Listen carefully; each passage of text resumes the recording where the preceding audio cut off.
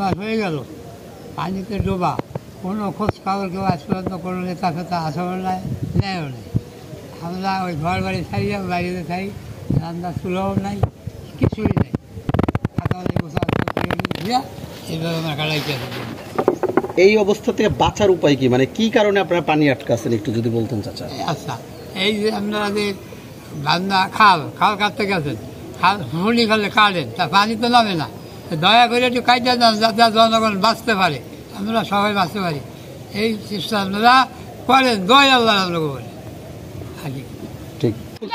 হ্যাঁ, স্কুলে যাইতে কষ্ট হয় না? এই তোমাদের এখানে পানি এরকম কতদিন?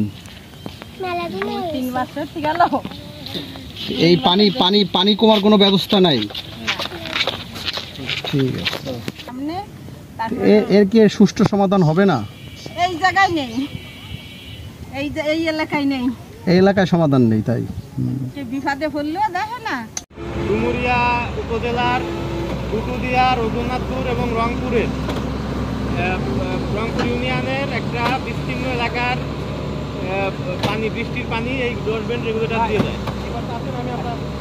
তো এই আমাদের এই শোলমারি ডোরবেন রেগুলেটরটা এটা অত্যন্ত গুরুত্বপূর্ণ।